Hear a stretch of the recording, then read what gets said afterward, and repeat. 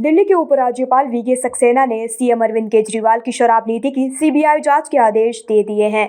LG Saxena ने नई excise policy पर मुख्य सचिव नरेश कुमार की रिपोर्ट के बाद यह एक्शन लिया है। इस रिपोर्ट में सीधे डिप्टी सीएम मनीष सिसोदिया का नाम लिया गया है। कहा गया है कि नई नीति के जरिए शराब लाइसेंसधारियों को फायदा पहुंचाया गया है। मनीष सिसोदिया के खिलाफ आरोप लगने के बाद सीएम अरविंद केजरीवाल ने एक वीडियो जारी किया, जिसमें उन्होंने कहा, मैं मनीष सिसोदिया को 22 साल से जानता हूं। वे बेहद ईमानदार और देशभक्त हैं।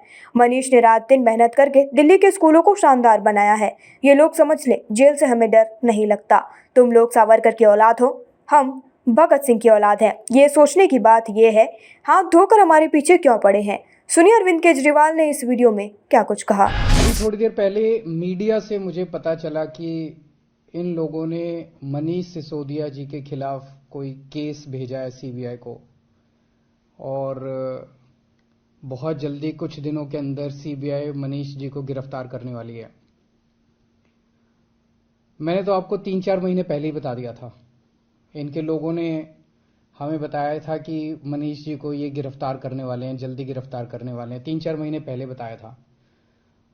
मैंने प्रेस कॉन्फ्रेंस करके, उसके बाद अपने कई भाषणों में, असेंबली में मैंने कहा था कि ये मनीष को गिरफ्तार करने वाले हैं। तो 3-4 महीने पहले जब इनके लोगों ने मुझे बताया कि मनीष जी को गिरफ्तार करने वाले हैं, मैंने कहा मनीष ने क्या कर दिया, क्या केस है। तो उन्होंने बताया अभी कोई केस नहीं है, कुछ मिला नहीं है, ढूंढ रहे हैं, कुछ बना रहे हैं। तो अब हमारे देश के अंदर एक नया सिस्टम लागू किया गया है। पहले यह तय किया जाता है कि किस आदमी को जेल भेजना है, और फिर उसके खिलाफ एक मनगढ़ंत झूठा केस बनाया जाता है और उसे जबरदस्ती जेल भेजा जाता है। एक नया सिस्टम हमारे देश के अंदर अब लागू हुआ है।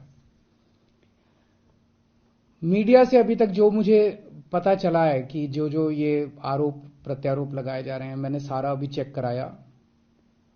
पूरा का पूरा केस बिल्कुल झूठा है, बिल्कुल झूठा है। उसमें रत्ती भर की भी सच्चाई नहीं है।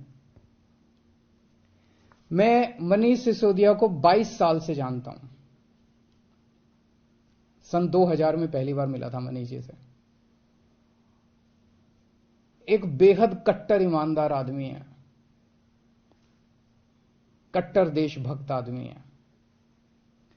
इसी के साथ आम आदमी पार्टी पर लगे आरोपों के बाद भारतीय जनता पार्टी ने एक प्रेस कॉन्फ्रेंस की, जिसमें मीनाक्षी लेखी ने कहा कि 14 जुलाई 2022 को बिना कैबिनेट नोट और आबकारी नियमों का पालन किए जल्दबाजी में 144.36 करोड़ रुपए की छूट दे दी गई। देखिए यह वीडियो भी, जिसमें मीनाक्षी लेखी ने अरविंद केजरीवाल की नीति पर सवाल उठाए।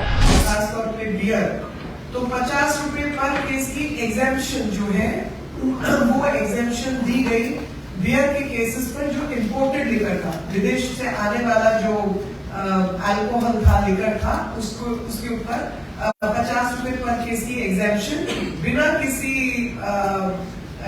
अप्रूवल के, बिना किसी कैबिनेट नोट के, बिना किसी ऑथराइज्ड एजेंसी के, बिना एलजी को सूचित किए ये 50 रुपए भी पर केस कम किया गया, जिसकी वजह से जो दिल्ली की जनता है उनके जो टैक्स के फायदे थे, जो उनको पैसा आना था, वो सब जो है जनता के पैसे का लगातार नुकसान किया गया।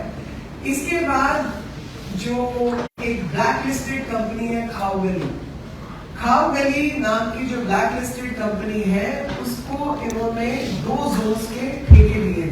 2 जोन्स के अंदर ब्लैक लिस्टेड कंपनी को ठेका कैसे दिया, इसकी भी एक्सप्लेनेशन ये केजरीवाल जी तथ्यों के साथ दे, तो हम सबको ईमानदारी का सर्टिफिकेट असेस करने में मदद होगी।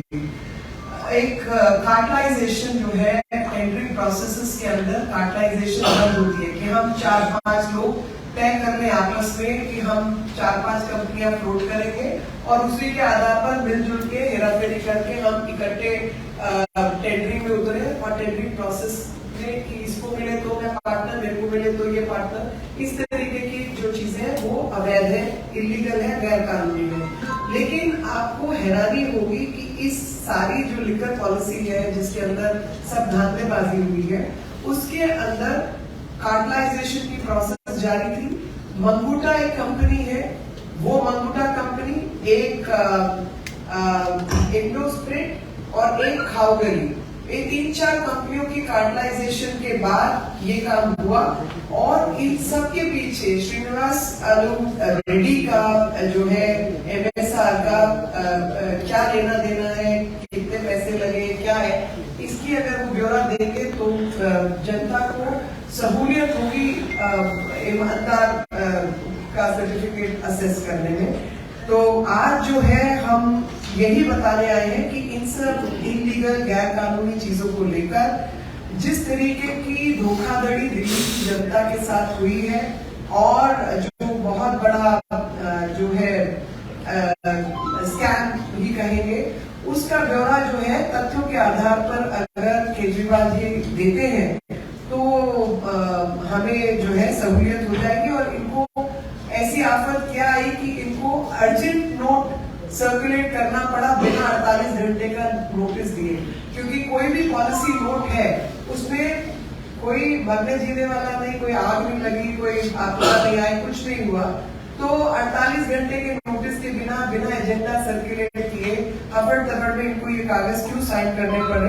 रिपोर्ट के मुताबिक GNCTD अधिनियम 1991, व्यापार नियमों के उल्लंघन TOBR 1993, दिल्ली उत्पाद शुल्क अधिनियम 2009 और दिल्ली उत्पाद शुल्क अधिनियम 2010 के उल्लंघन के बारे में इसमें बात की गई है। यह भी कहा गया है कि शराब माफियाओं पर हुई इस मेहरबानी के चलते राजकोष को भी भारी नुकसान हुआ है। नई एक्साइज पॉलिसी में इन नियमों के उल्लंघन का आरोप लगाया गया है।